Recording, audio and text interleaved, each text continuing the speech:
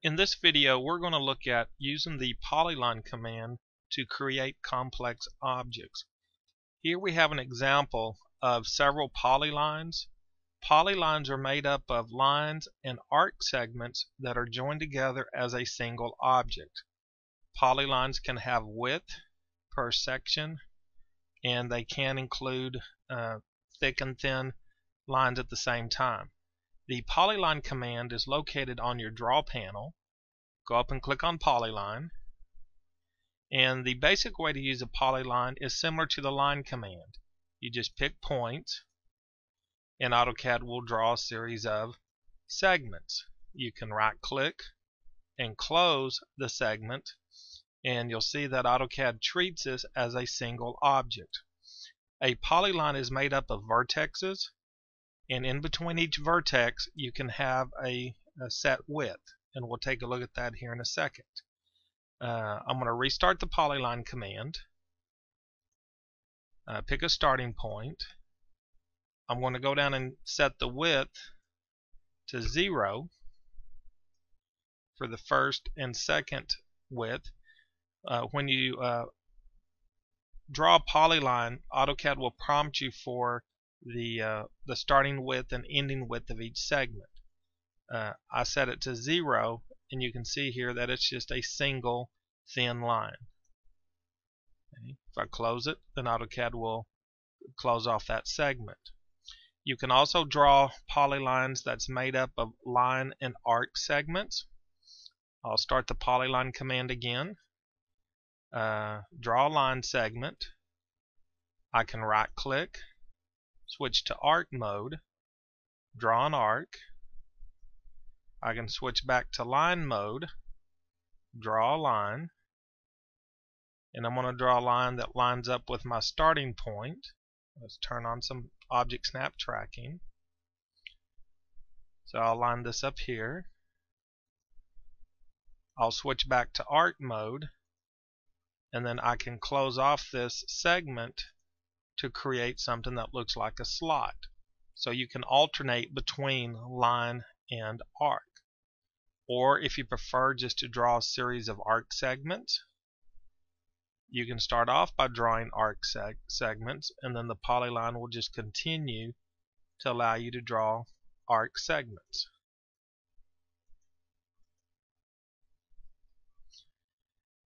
Okay. So let's draw another polyline, and this time we're going to change the width. I want to set the width to 1/8 of an inch. I'll type in 0.125 for the starting and ending width, and you'll see that AutoCAD will give you a thick line. If I switch to arc mode, it'll give us a thick arc. Switch back to line mode, and you'll notice that the corners are not cleaned up until you actually finish the command. Once you finish the command, then you'll see the corners clean up. Now I'm going to go to properties so that we can look at the properties of these polylines.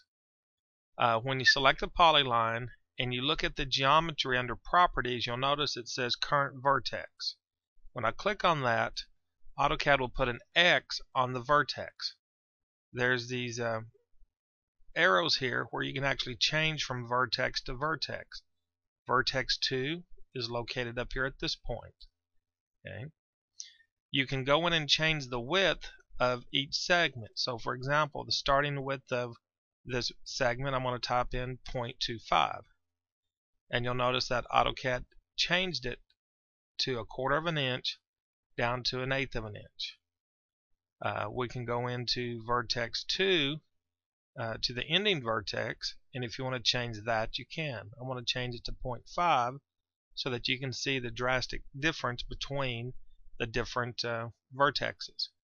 Now, a polyline is a complex object. If you want to return it to its base objects like line and arcs, you can go up and click on the explode command, and AutoCAD will convert those back to lines and arcs. To edit polylines, we're going to use a command called pedit.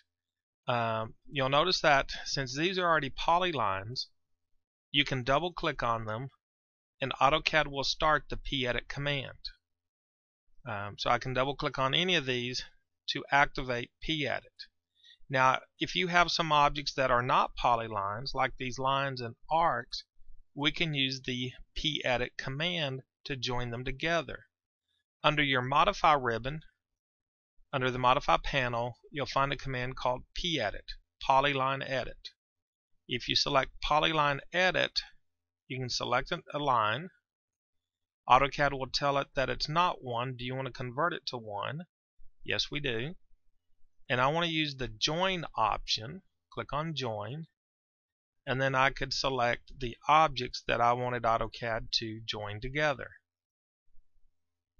By using P-edit, you can take several single objects and join them together into a single object. You'll notice here it says 5 segments added to Polyline. And then the first option is open, which means my current polyline is a closed polyline. If I move my mouse over it, you'll notice that it is a single object. Okay, we're going to switch to another tab that I have some sample objects. On this particular one, I have some lines and I have some circles. You can't join closed objects like a circle to an open object like a line. But I would like to create a polyline out of this area. Well, AutoCAD has a command called boundary. The boundary command is located on the draw panel and it's underneath the hatch button. So when I click on boundary, AutoCAD asks me to pick a point, so I'll click on the pick point button, pick a point inside of the area. You'll notice that it's highlighted. AutoCAD created a boundary on top of the existing object. This is a single object. One of the reasons why we use polylines is to calculate area. AutoCAD can only calculate areas from polylines, ellipses, circles, hatches. So 4 lines joined together, according to the database, does not have area.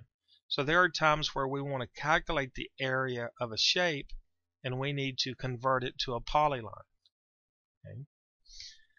When you're working with polylines and you're using the P-edit command, you can edit those quite simply. A rectangle is a polyline. So I'll use that as an example.